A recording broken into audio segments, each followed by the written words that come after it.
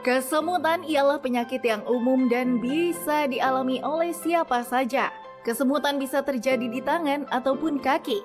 Meski nampak hal yang biasa, namun Anda patut ketahui sederet penyebab kesemutan di kaki ataupun di tangan. Berikut ini sederet fakta medis tentang kesemutan.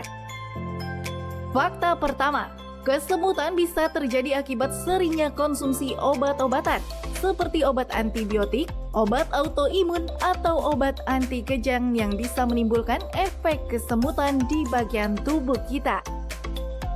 Fakta selanjutnya, kesemutan yang terjadi terlalu sering atau bahkan berkepanjangan bisa terjadi akibat malnutri. Kekurangan nutrisi pada tubuh bisa berdampak buruk bagi kesehatan kita. Malnutri bisa terjadi akibat kurangnya vitamin B12, vitamin E, dan vitamin B2 dan juga B6. Padahal vitamin ini sebagian bisa Anda dapatkan dengan mengonsumsi makanan seperti daging merah dan juga daging putih, ataupun susu dan juga telur, juga sayuran maupun buah-buahan. Fakta selanjutnya ialah orang yang memiliki gangguan kecemasan. Orang yang mengalami kecemasan dapat mengalami hiperventilasi, serta menyebabkan kesemutan di area kaki. Hiperventilasi biasa terjadi akibat ketidakseimbangan kadar karbon dioksida dan juga oksigen, sehingga menimbulkan dampak kaki yang sering kesemutan. Fakta terakhir, seorang yang memiliki riwayat penyakit HNP atau saraf terjepit biasanya akan mengalami kesemutan di area kaki. Saraf terjepit terjadi akibat adanya pembengkakan atau cedera di bagian tulang belakang, sehingga seringkali menimbulkan sensasi kesemutan para penderitanya. Sebab ruang gerak para penderita HNP cukup terbatas.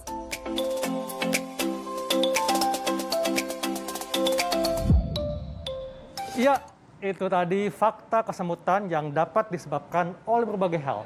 Tapi kalau fakta seputaran Kuningan, biasanya nih, para bapak tangannya kesemutan kalau awal bulan, karena mesti bayar-bayar ya. Karena capek ya dok, menerima duit ya, kebanyakan duitnya berat jadinya kesemutan kayaknya gitu. Terus kadang juga, aduh harus ada baik yang dibayar, dokter ngetik juga kan. Iya. Dokter, ini ada penyakit-penyakit tertentu nih dokter yang bisa menyebabkan kesemutan. Fakta atau mitos nih dokter? Ini fakta. Fakta ya bener. Baru mau ditanya ya dokter ya.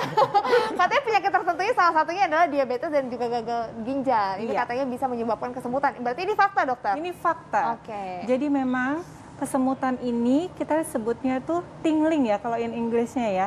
Nah ini penyebabnya macam-macam. Tadi kalau yang di tangan itu bisa kalau kejepit di area mediannya namanya CTS, carpal tunnel syndrome. Kalau kejepit di nervus ulnarnya, jadi dia kesemutannya beda nih persarafannya. Kalau ulnar ini dia kejepitnya di area jari keempat sama jari kelima. Nah itu ulnar tunnel syndrome. Daerah kaki gimana gitu ya? Daerah kaki juga bisa.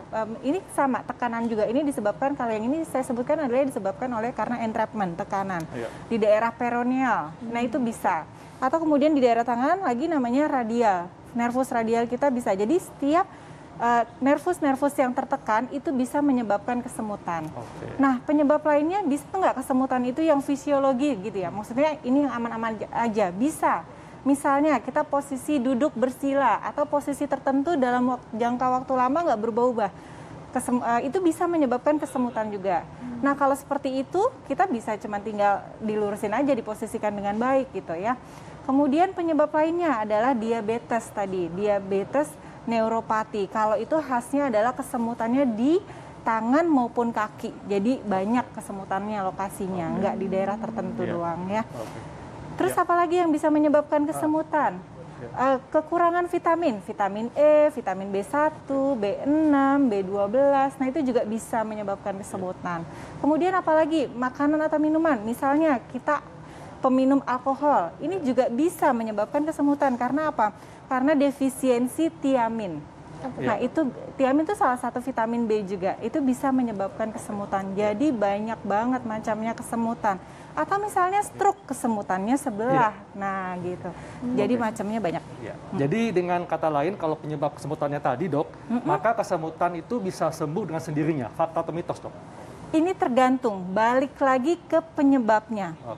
Kalau memang nggak ada entrapment, itu misalnya secara fisiologis kita hanya dalam posisi tertentu terlalu lama itu bisa hilang sendiri. Tapi kalau karena penyakit tertentu, tentunya perlu pengobatan. Nah, masyarakat perlu tahu dok, kapan saatnya masyarakat datang menemui dokter, harus khawatir nih, harus segera mendapatkan pertolongan.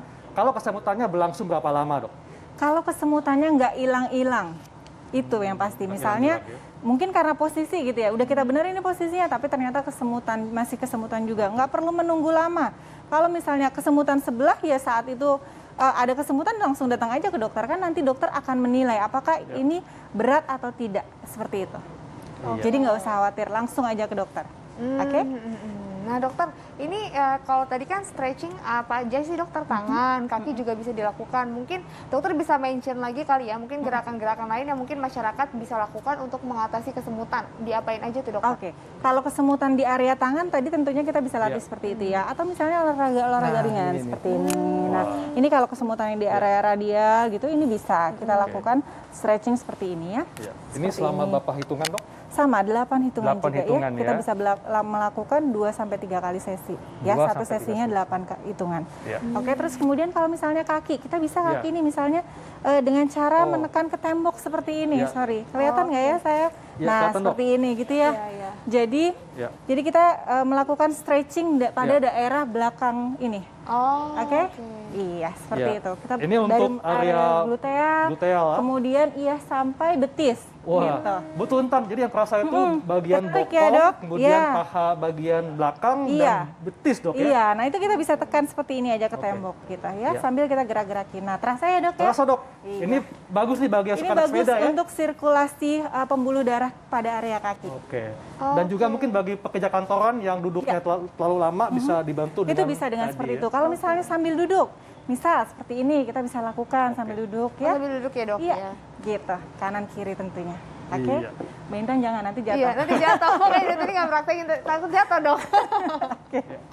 Oke, makasih banyak dokter. Iya, sama-sama. Ini berarti kalau misalnya emang dilihat dulu penyebabnya dokter ya, untuk mengatasinya. Kalau misalnya emang ternyata duduknya yang salah atau ada menumpuk dalam satu bagian, itu harus dibenerin dulu pemirsa. Udah pinter kan? Iya, benar. Jadi intinya penting sekali nih untuk melakukan peregangan di sela-sela kesibukan kita dok ya. Benar sekali. Supaya sendi dan otot tetap kuat dan pastinya tetap sehat.